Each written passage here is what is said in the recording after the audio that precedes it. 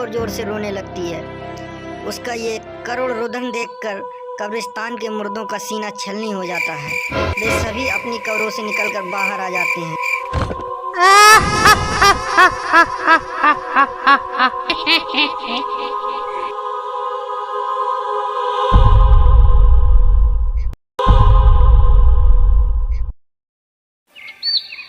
लखनपुर नाम का एक छोटा सा गांव था। ये गांव उत्तरांचल की ऊंची पहाड़ियों और घने जंगलों के हसीन वादियों के बीच बसा था। सभी गांव वाले एक दूसरे के साथ मिलजुल कर रहते थे। छोटी मोटी कोई काम या घटना होती तो उसे सभी लोग आपस में बैठकर सुलझा लिया करते थे। इन सभी गांव वालों को एक साथ बैठा देख पहली नज़र में तो यही जान पड़ता मानो ये सभी लोग एक ही परिवार के सदस्य हैं। ठीक गांव वालों की तरह ही उनके बच्चे भी थे। वे सभी एक साथ झुंड में खेलते थे। कहीं बच्चों की गुनगुनाहट की आवाज़ आती तो कहीं चिड़ियों की चहचहाट की आवाज़ आती। गांव में बहुत ही सुंदर माहौल था।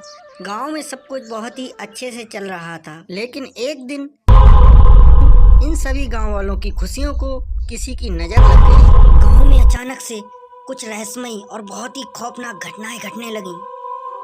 लोग बहुत ही परेशान हो चुके थे।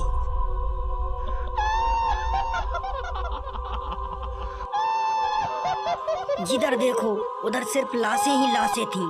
लखनपुर गांव की मिट्टी पूरी तरह से खून में रंग चुकी थी और आसमान में बादल काले हो चुके थे। उस दिन का वो खौफनाक मंजर देखकर किसी के भी रोंगटे खड़े हो जाते। उस दिन लखनपुर के हर गली और चौराहे पर एक दो भूत और चुड़ैल थे। उनके सामने जो भी आता, छोटा या बड़ा, वे उसे चीर फाड़ कर रख देती। पूरे गांव में कोहराम मचाता, लेकिन उन्हें बचाने वाला कोई नहीं था।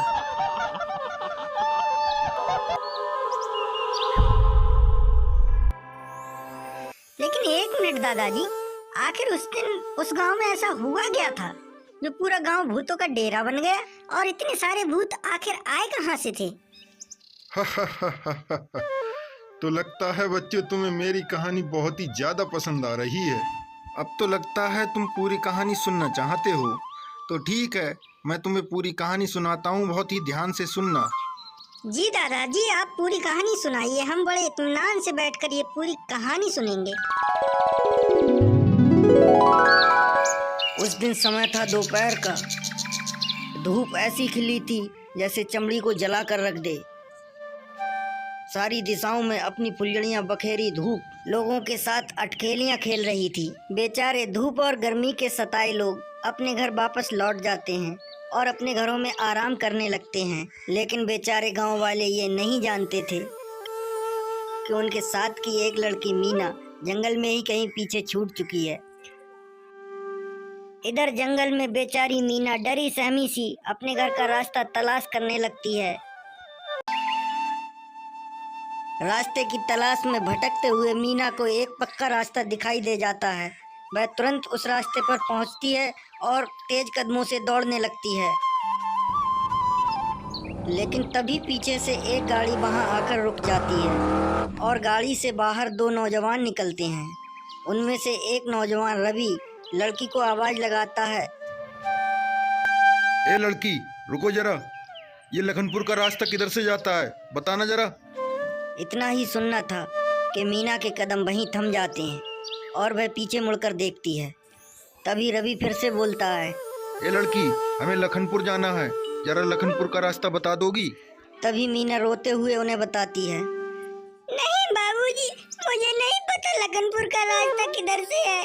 मैं खुद लखनपुर जाना चाहती हूँ, लेकिन मुझे रास्ता ही नहीं मिल रहा। मैं खुद भटक गई हूँ। तभी रामू मीना से बोलता है, ए लड़की, तुम जंगल में ऐसे कब तक भटकती रहोगी? इससे अच्छा है तुम हमारे साथ गाड़ी में बैठ जाओ।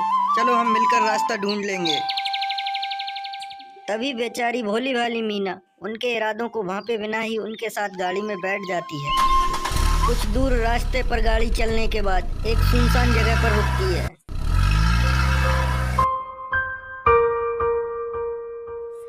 अरे बाबूजी, गाड़ी यहाँ क्यों रोक दी? यहाँ तो गांव नहीं है। इतना सुनना था कि वे दोनों हंस पड़े। उनकी राक्षसों जैसी हंसी देखकर मीना बहुत डर गई और बिल्कुल सहम कर बैठ गई। तभी रामू लपक कर मीना के पास जा पहुंचा और उसे नोचने खसोटने लगा। आज इंसान होने की सारी मर्यादाएं उन दोनों ने लांघ दी थीं और पूरी तरह से जानवर बन चुके थे। बेचारी मीना रोती रही, बिलखती रही, चीखती रही, चिल्लाती रही और उनसे बहुत मना करती रही, लेकिन वे लोग नहीं माने और उसकी इज्जत को बर्बाद कर दिया। जब उन दोनों शैतानों का मीना के साथ दरिंदगी करने से जी भर गया, तब उन दोनों ने मीना को हिलाकर देखा तो देखा कि मीना की सांसें नहीं चल रही थीं। मीना बेचारी तड़पते तड़पते मर चुकी थी। अरे रमेश, देखना भाई, ये लड़की तो मर गई। अब क्या होगा? अगर किसी गांव वाले को पता लग गया तो हम दोनों का क्या होगा? रामू, तू परेशान क्यों होता है यार? किसी गांव वाले को पता नहीं लगेगा। इसे लाश को उठा और गाड़ी में रख और चलते हैं यहाँ से। उन दोनों शैतानों ने मीना की लाश को उठाया और अपनी गाड़ी की डिग्गी में रख लिया और सीधे गांव की तरफ निकल चुके। कुछ ही दूर पहुंचने के बाद गांव उन्हें नजर आया। वे गांव में चले गए।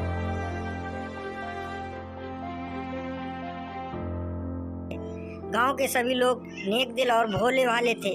उन सभी गांव वालों ने उन दोनों का बहुत ही तहे दिल से स्वागत किया और उनकी आवभगत में लग गए। अरे ओ छोटू, जरा 2 कुर्सी ले आना। लाए। तभी छोटा लड़का जल्द ही 2 कुर्सी लेके आ जाता है और वे दोनों उन कुर्सियों पर बैठकर चाय का आनंद लेने लगते हैं। उफ रमेश, ये गांव वाले और इन गांव वालों की चाय तो बड़ा अच्छी है। हाँ यार रवि, ये तो कमाल है। बाबा जी, और कुछ चाहिए तो बताइए।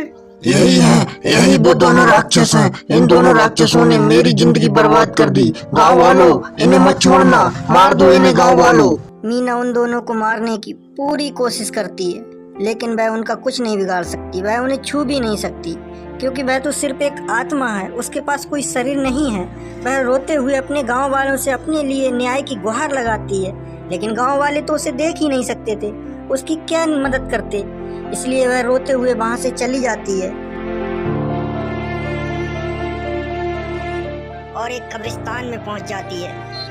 कब्रिस्तान में पहुंचकर मीना जोर जोर से रोने लगती है। उसका ये करुण रुदन देखकर कब्रिस्तान के मुर्दों का सीना छलनी हो जाता है। वे सभी अपनी कब्रों से निकलकर बाहर आ जाते हैं।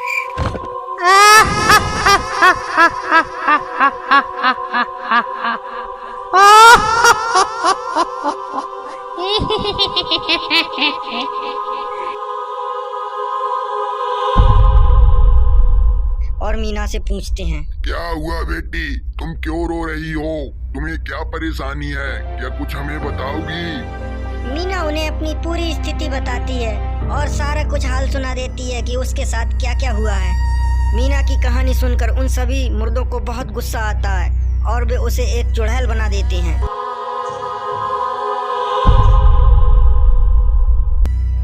तभी वे मीना से कहते हैं, चलो बहन, अब चलकर हम अपनी बदला लेते हैं।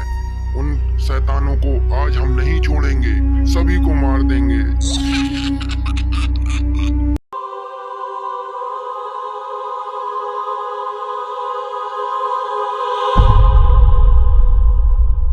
अब वे सभी लोग गांव में आ जाते हैं और गांव में चीख पुकार मचनी शुरू हो जाती है। खौफनाक घटनाएं घटनी शुरू हो जाती हैं। जहां पर भी जो भी मिलता उसे चीर फाड़ दे रहे थे। सभी मुर्दों और चुड़ैल और शैतानों ने मिलकर एक पल में ही गांव को नेस्ता नाबूद कर दिया। पूरे गांव का मंजर खौफनाक हो गया। बादल काले हो गए और सिर्फ चारों तरफ लाशें ही लाशें थीं। पूरे लखनपुर की मिट्टी खून से लाल हो चुकी थी। गांव पूरा भूतों का डेरा बन चुका था। कुछ ही घंटों में सब कुछ खत्म हो गया और गांव में कोई भी जिंदा नहीं बचा। लेकिन कुछ चमत्कार हुआ।